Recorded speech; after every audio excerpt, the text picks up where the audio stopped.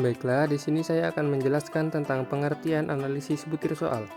Analisis butir soal adalah pengujian terhadap mutu soal agar diperoleh informasi tentang karakteristik soal tersebut, di mana kegiatan menganalisis butir soal merupakan proses pengumpulan, peringkasan, dan penggunaan informasi dari jawaban siswa untuk membuat keputusan tentang setiap penilaian.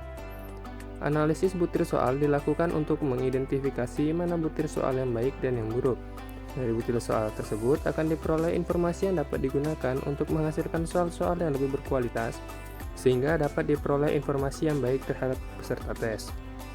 Yang selanjutnya ada tujuan analisis butir soal. Analisis butir soal bertujuan untuk yang pertama, mengkaji dan menelaah setiap butir soal agar diperoleh soal yang bermutu sebelum digunakan. Yang kedua, membantu meningkatkan kualitas tes melalui revisi atau membuang soal yang tidak efektif. Yang ketiga, mengetahui informasi diagnostik pada siswa. Sudahkah mereka memahami materi yang telah diajarkan atau belum? Yang selanjutnya ada manfaat analisis butir soal. Adapun manfaat analisis butir soal, yaitu pertama, menentukan soal-soal yang cacat atau tidak berfungsi penggunaannya. Yang kedua, meningkatkan mutu butir soal. Ketiga, meningkatkan mutu pembelajaran. Yang keempat, menentukan apakah suatu fungsi butir soal sesuai dengan yang diharapkan. Yang kelima, memberi masukan kepada guru tentang kesulitan siswa. Selanjutnya ada alur analisis butir soal. Guru membuat soal, setelah dibuat, soal akan dianalisis secara kualitatif. Kemudian akan dilakukan perakitan tes, dan dilakukan ulangan. Setelah dilakukan ulangan, soal akan dianalisis baik secara manual maupun komputer. Setelah dianalisis akan terlihat soal yang baik maupun soal yang jelek. Apabila soal jelek, soal akan direvisi dan dianalisis dari awal. Untuk soal yang baik, dia dapat dimasukkan ke dalam ulangan dan dapat ditambahkan ke bank soal sekolah. Analisis butir soal terbagi atas dua, yaitu analisis butir soal kualitatif dan analisis butir soal kuantitatif. Berikut pengertian analisis butir soal kualitatif. Analisis butir soal kualitatif adalah analisis atau penelaahan butir soal, baik tes tertulis, perbuatan maupun sikap, sebelum soal tersebut digunakan atau diujikan. Analisis butir soal kualitatif ini mencakup materi, konstruksi, bahasa atau budaya, dan kunci jawaban atau pedoman penskoran. Berikut merupakan contoh kartu telaah soal yang berbentuk pilihan ganda. Di sini terdiri atas nomor soal, aspek yang akan ditelaah, dan juga bahasa atau budaya. Analisis kualitatif yang pertama adalah analisis kualitatif butir soal berdasarkan aspek materi. Nah, berdasarkan aspek materi ini, ada 4 aspek yang perlu ditelaah. Yang pertama itu soal sesuai dengan indikator, kemudian materi yang ditanyakan itu harus sesuai dengan kompetensi. Artinya, harus ada batasan antara pertanyaan dan jawaban yang nantinya dibuat harus sesuai dengan materi yang diajarkan. Harus bersifat urgensi, relevansi, kontinuitas, dan keterpakaian sehari-hari itu tinggi. Kemudian, isi materi yang ditanyakan itu harus sesuai dengan jenjang sekolah atau tingkat kelasnya. Lalu pada butir soal tes pilihan ganda, pilihan jawabannya itu harus homogen dan logis. Kemudian, hanya ada satu jawaban yang benar. Sedangkan untuk butir soal non-tes itu, terdapat 2 aspek yang diteliti, yaitu pertanyaan atau soal sudah sesuai dengan rumusan indikator dalam kisi-kisi. Kemudian aspek yang diukur dalam setiap pernyataan itu harus sesuai dengan tuntutan dalam kisi-kisi. Misalnya itu untuk instrumen sikap, aspek yang dinilai yaitu aspek kognisi, afeksi, konasi, dan pernyataan positif atau negatifnya. Salah satu contohnya di sini adalah soal tes pilihan ganda, di mana kompetensi dasar dari soal ini yaitu menerapkan prinsip klasifikasi untuk menggolongkan protista berdasarkan ciri-ciri umum kelas dan peranannya dalam kehidupan melalui pengamatan secara teliti dan sistematis. Nah, soal ini diambil dari materi protista kelas pembelajaran materi protista kelas 10. Indikator soal ini sendiri yaitu peserta didik dapat mengelompokkan protista berdasarkan karakteristik morfologinya.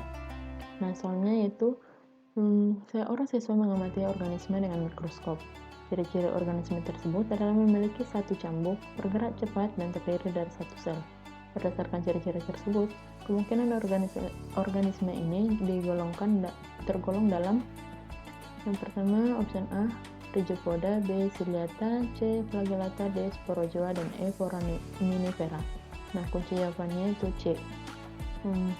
Soal tersebut sudah sesuai dengan aspek yang ditelaah pada aspek materi tes bentuk pilihan ganda, di mana pada soal tersebut sudah termuat aspek materi dan perilaku yang ditanyakan itu sesuai dengan apa yang hendak diukur pada indikator soalnya, yaitu mengelompokkan protista berdasarkan karakteristik morfologinya. Kemudian pilihan jawabannya telah bersifat homogen dan logis, di mana opsi yang terdiri dari 5 opsi ini ada 4 opsi yang berfungsi sebagai pengecoh dan hanya ada 1 opsi yang berfungsi sebagai kunci jawaban yang benar. Baiklah, selanjutnya saya akan menjelaskan tentang analisis kualitatif berdasarkan aspek konstruksi.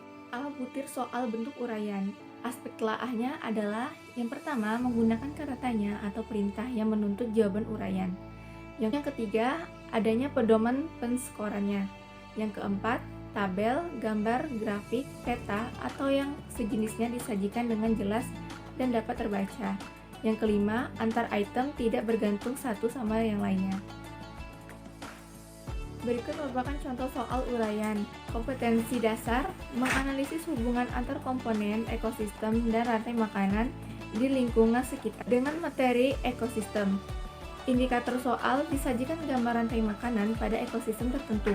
Peserta didik dapat menentukan komponen ekosistem yang memiliki peran tertentu dan menjelaskan akibat yang akan terjadi bila salah satu komponennya mengalami kepunahan. Pada soal terdapat satu gambar rantai makanan.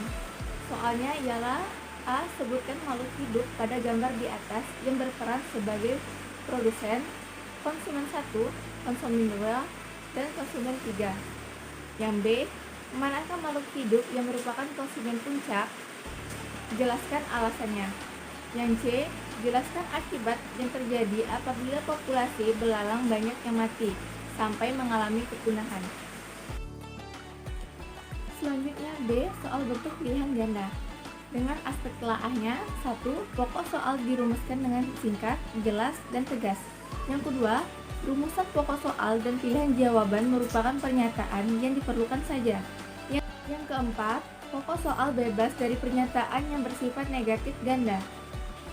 Yang kelima, pilihan jawaban homogen dan logis ditinjau dari segi materi. Yang keenam, gambar, grafik, tabel, diagram, atau sejenisnya jelas dan berfungsi. Yang ketujuh, panjang pilihan jawaban relatif sama. Yang kedelapan, pilihan jawaban tidak menggunakan pernyataan semua jawaban di atas salah atau benar dalam dan sejenisnya. Yang kesembilan, pilihan jawaban yang berbentuk angka atau waktu disusun berdasarkan urutan besar kecilnya angka atau kronologisnya. Yang ke-10, bentuk soal tidak bergantung pada jawaban soal sebelumnya. Dengan contoh soal pilihan ganda sebagai berikut. Dengan kompetensi dasar mengetahui hubungan antar komponen ekosistem dan rantai makanan di lingkungan. Dengan materi ekosistem, indikator soal disajikan gambar rantai makanan pada ekosistem tertentu. Peserta didik dapat menentukan peran masing-masing komponen ekosistem. Perhatikan gambar rantai makanan berikut ini. Peran ular pada rantai makanan tersebut adalah A. Produsen, B. Komponen tingkat 1, C. Komponen tingkat 2, D. Komponen tingkat 3, E. Pengurai. Baiklah, di sini saya akan melanjutkan materi yang kedua, yaitu analisis kualitatif berdasarkan aspek konstruksi. Nah, C yaitu penilaian tes perbuatan. Yang pertama yaitu menggunakan kata tanya atau perintah yang menuntut jawaban perbuatan praktik. Yang kedua ada petunjuk yang jelas tentang cara mengerjakan soal. Yang ketiga ada pedoman penskorannya. Dan yang terakhir yaitu sertakan tabel, peta, gambar, grafik, ataupun sejenisnya. Disajikan dengan jelas dan terbaca. Di sini tes perbuatan atau tes praktik adalah teknik penilaian hasil belajar yang menuntut peserta didik mendemonstrasikan kemahiran atau kemampuan menampilkan hasil belajarnya dalam bentuk unjuk kerja. Contoh tes perbuatan atau praktik ini dapat berupa kegiatan tes mengukur kemahiran berpidato, menari, melukis, menggambar, menulis, berolahraga, membaca puisi, dan lain-lain sebagainya. Nah, di sini saya mengambil contoh yang berindikatorkan kemampuan membaca puisi. Adapun aspek yang dinilai yaitu penghayatan. Penghayatan ini dilihat pada saat peserta didik membaca puisi, yang dilihat yaitu mimik gerak tubuh maupun gerak tangannya pada saat membaca puisi tersebut. Selanjutnya yaitu penampilan. Penampilan ini yang dilihat yaitu kostum dari si pembaca puisi. Nah, yang terakhir yaitu ada pelafalan dan intonasi pada saat menyampaikan puisi tersebut. Selanjutnya di penilaian non-tes. Non-tes adalah cara penilaian hasil belajar peserta didik yang dilakukan tanpa menguji peserta didik tersebut, tetapi dengan melakukan pengamatan secara sistematis. Teknik evaluasi non-tes berarti melaksanakan penilaian dengan tidak menggunakan tes. Nah, di sini pernyataan dirumuskan dengan singkat atau tidak lebih 20 kata dan jelas. Kalimatnya bebas dari pernyataan yang tidak relevan objek yang dipersoalkan atau kalimatnya merupakan pernyataan yang diperlukan saja. Kalimatnya bebas dari pernyataan yang bersifat negatif ganda. Kalimatnya bebas dari pernyataan yang mengacu pada masa lalu. Kalimatnya bebas dari pernyataan faktual atau dapat diinterpretasikan sebagai fakta. Kalimatnya bebas dari pernyataan dapat diinterpretasikan lebih. Kalimatnya bebas dari pernyataan yang mungkin disetujui atau dikosongkan oleh hampir semua responden. Setiap pernyataan hanya berisi satu gagasan secara lengkap. Kalimatnya bebas dari pernyataan yang tidak pasti. Pasti seperti semua, selalu, kadang-kadang, tidak satupun, tidak pernah. Jangan banyak menggunakan kata hanya, sekedar, semata-mata. Gunakan saja Analisis kualitatif aspek bahasa atau budaya. Yang pertama, butir soal bentuk pilihan ganda. Adapun analisisnya yaitu yang pertama, menggunakan bahasa yang sesuai dengan kaidah bahasa Indonesia. Yang kedua, menggunakan bahasa yang komunikatif. Yang ketiga, tidak menggunakan bahasa setempat atau tabu. Yang keempat, pilihan jawaban tidak menggunakan kata atau kelompok kata yang sama, kecuali satu kesatuan pengertian. Butir soal bentuk uraian. Analisisnya yaitu yang pertama, rumusan kalimat soal komunikatif. Yang kedua, menggunakan kalimat yang baik dan benar sesuai dengan jenis bahasanya. Yang ketiga, rumusan kalimat tidak menimbulkan penafsiran ganda atau salah pengertian. Yang keempat, menggunakan bahasa atau kata yang umum, bukan bahasa lokal atau bahasa serapan baru yang belum diketahui oleh orang. Yang kelima, rumusan kalimat menggunakan kata yang tidak menyinggung perasaan orang lain. Butir soal bentuk melengkapi atau isian singkat. Analisisnya yaitu yang pertama, rumusan kalimat soal komunikatif. Yang kedua, menggunakan kalimat yang baik dan benar sesuai dengan jenis bahasanya. Yang ketiga, rumusan kalimat tidak menimbulkan penafsiran ganda atau salah pengertian. Yang keempat, menggunakan bahasa atau kata yang umum, bukan bahasa lokal atau bahasa serapan baru yang belum diketahui oleh orang. Yang kelima, rumusan kalimat menggunakan kata yang tidak menyinggung perasaan orang lain. Butir soal bentuk benar salah. Analisisnya yaitu yang pertama, rumusan kalimat soal komunikatif. Yang kedua, menggunakan kalimat yang baik dan benar sesuai dengan jenis bahasanya. Yang ketiga, rumusan kalimat tidak menimbulkan penafsiran ganda atau salah pengertian. Yang keempat, menggunakan bahasa atau kata yang umum, bukan bahasa lokal atau bahasa serapan baru yang belum diketahui oleh orang. Yang kelima, rumusan kalimat menggunakan kata yang tidak menyinggung perasaan orang lain. Contoh pengaplikasian aspek bahasa atau budaya, yaitu tata niaga LPG yang dilakukan pemerintah perlu diperjelas. LPG yang sudah menjadi komoditas yang menguasai hajat hidup orang banyak selainnya diatur penjualannya sebagaimana bahan bakar minyak. Harga LPG yang selama ini ditetapkan oleh Pertamina memunculkan monopoli. Seharusnya LPG yang mengatur adalah pemerintah, bukan korporasi. Apalagi dengan adanya program konversi minyak tanah ke LPG seperti sekarang. Pemakaiannya sudah demikian meluas. Ide pokok paragraf tersebut adalah A. Harga jual LPG, B. Tata niaga LPG, C. Perpindahan ke LPG, D. Kemasan baru LPG, E. Instalasi pengisian LPG. Kunci jawabannya adalah B. Tata niaga LPG. Penjelasan. Berdasarkan aspek bahasa atau budaya yang digunakan dalam butir soal tersebut telah sesuai. Hal ini berarti butir soal tersebut tergolong baik. Aspek telaah kualitatif butir soal dari segi bahasa atau budaya antara lain rumusan kalimat yang komunikatif, kalimat menggunakan bahasa yang baik dan benar, serta rumusan kalimat tidak menimbulkan penafsiran ganda. Analisis kuantitatif. Analisis kuantitatif ini menelaah butir soal didasarkan pada data empirik dari butir soal yang bersangkutan. Data empirik ini diperoleh dari soal yang telah diajukan.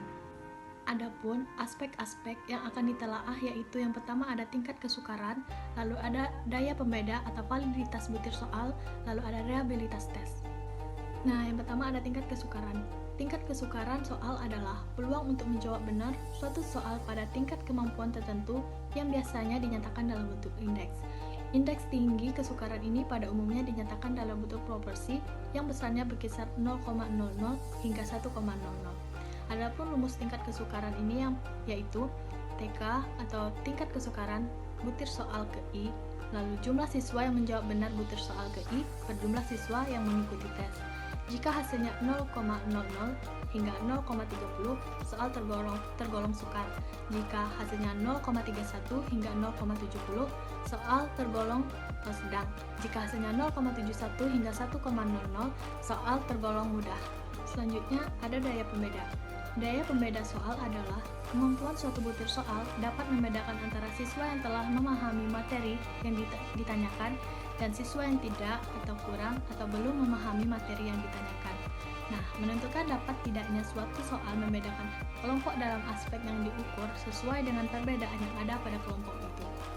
Nah, untuk menganalisis daya pembeda ini, yang pertama kita harus urutkan nilai siswa dari nilai yang paling tinggi hingga nilai yang paling rendah. Lalu dibagi dua. Ambil 27% kelompok atas dan 27% kelompok bawah. Adapun rumus dari daya pembeda ini yaitu D sama dengan PA kurang PB. D ini merupakan indeks diskriminasi. PA ini merupakan proporsi peserta tes kelompok atas yang menjawab benar, sedangkan PB merupakan proporsi peserta kelompok bawah yang menjawab benar. Nah, jika hasilnya D itu besar dari 0,25, soal dapat diterima.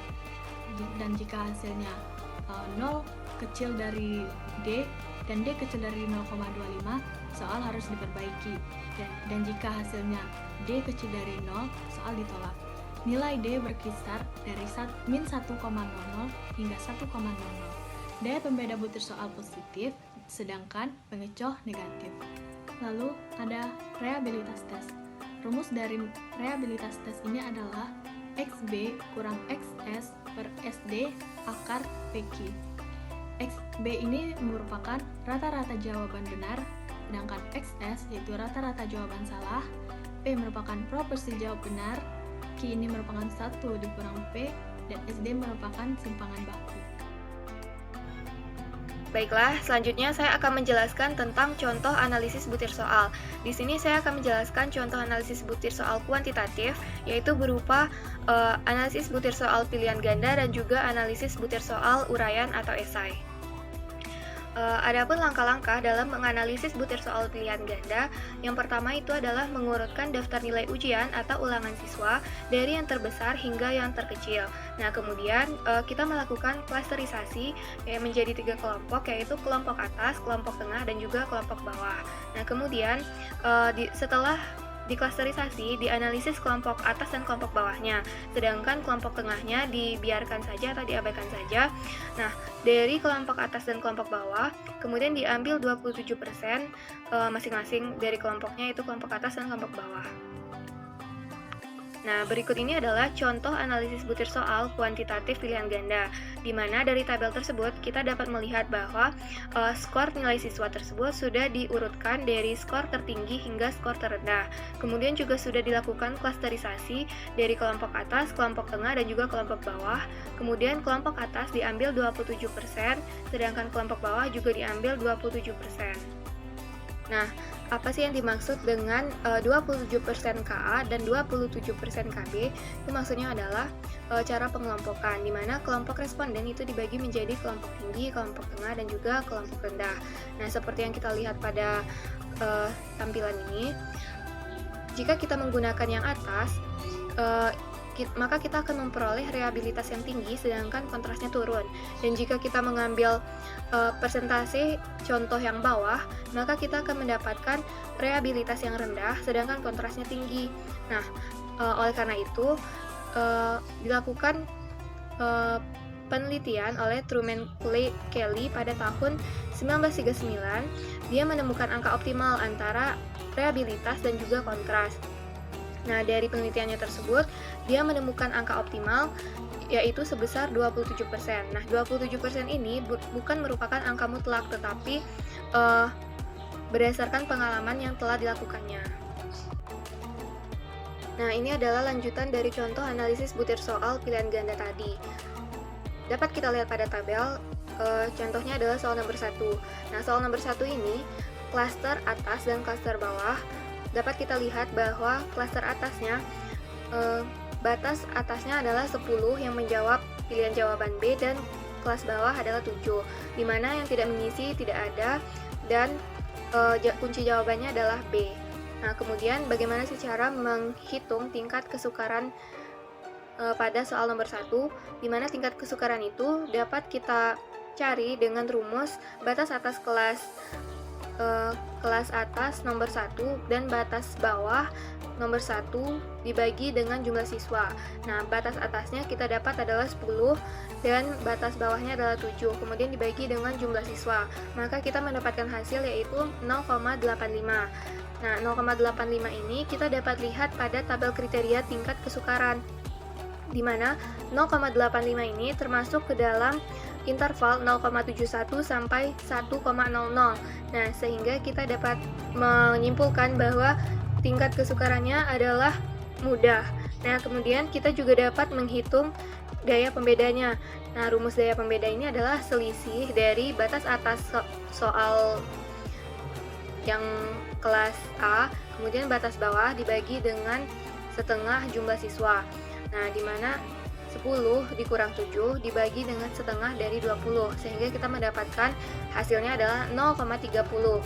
Nah, 0,30 ini dapat kita lihat pada kriteria daya pembedanya, di mana kriteria daya pembeda 0,30 berada pada interval 0,30 sampai 0,39. Nah, sehingga kita dapat menyimpulkan bahwa daya pembeda soal itu dapat diterima dan dapat juga diperbaiki. Demikian kita dapat lanjutkan pada soal kedua dan seterusnya. Nah, contohnya soal yang kedua. Soal yang kedua itu mempunyai tingkat kesukaran 0,40. Nah, kita lihat pada tabel kriteria tingkat kesukaran. 0,40 itu berada di interval 0,31 sampai 0,70, sehingga dapat dikategorikan sebagai soal yang sedang. Nah, kemudian untuk daya pembedanya kita dapatkan 0,20. Nah, 0,20 itu soalnya itu harus diperbaiki. Nah, apa sih yang dilakukan setelah menemukan hasil analisis?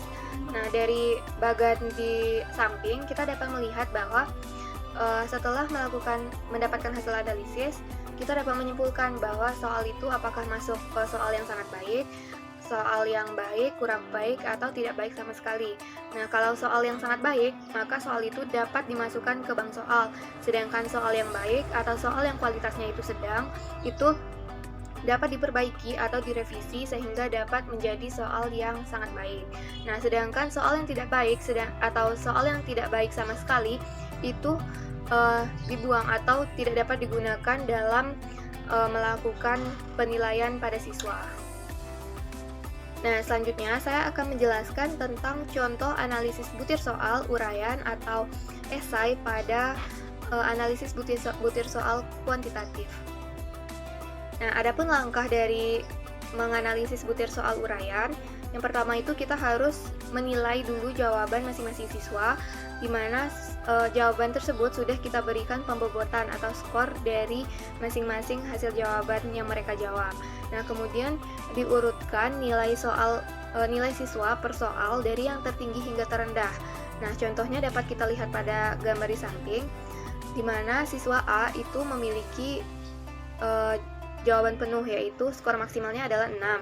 Nah, dia dapat menjawab dengan sempurna sehingga dia mendapatkan nilai 6. Nah, sedangkan siswa B, dia mendapatkan nilai 5 dan seterusnya. Nah, untuk soal yang kedua juga sama, yaitu siswa A itu mendapatkan nilai sempurna, sedangkan siswa B dia mendapatkan nilai 4 dan seterusnya. Nah, nilai tersebut kemudian diurutkan per soal dari siswa yang menjawab dengan bobot paling tinggi hingga terendah.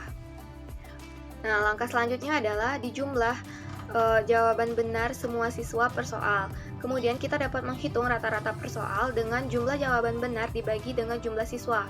Nah, kemudian setelah kita menghitung rata-rata, kita juga dapat menghitung tingkat kesukarannya, di mana tingkat kesukarannya itu diperoleh dari rata-rata dibagi dengan skor maksimal. Nah, kemudian kita juga dapat menghitung daya pembedanya, di mana daya pembeda itu adalah selisih dari rata-rata kelas atas dan bawah dibagi dengan skor maksimal.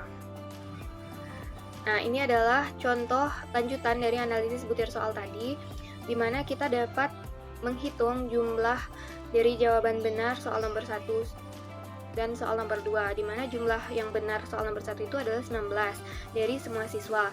Nah, kalau soal nomor 2 itu didapatkan 14. Nah, dari jumlah soal ini kita juga dapat mencari rata-rata, di mana rata-rata ini dapat kita cari dengan jumlah jawaban benar per soal dibagi dengan jumlah siswa, di mana jumlah rata-rata yang pertama adalah 19 dibagi dengan jumlah siswa yaitu 5, maka didapatkan hasil 3,80. Nah, begitu juga dengan soal nomor 2 yaitu 14 dibagi dengan 5, maka didapatkan hasil 2,80. Nah, setelah mencari rata-rata, kita dapat mencari tingkat kesukaran dan juga daya pembeda, di mana tingkat kesukaran contohnya adalah tingkat kesukaran soal nomor 1. Kita dapat mencarinya dengan rata-rata dibagi dengan skor maksimal. Rata-ratanya adalah 3,80 dibagi dengan skor maksimal yaitu 6, maka didapatkan tingkat kesukaran soal nomor 1 itu adalah 0,63.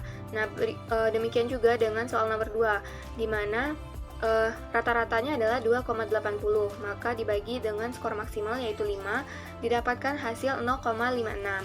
Nah, untuk mencari daya pembeda untuk soal nomor 1 adalah rata-rata kelas atas dikurang dengan rata-rata kelas bawah dibagi dengan skor maksimal, di mana rata-ratanya adalah 11, rata-rata kelas atas adalah 11 dibagi dengan 2, kemudian dikurang dengan 8 dibagi dengan 3, dibagi dengan skor maksimal yaitu 6, maka didapatkan hasil yaitu 0,47.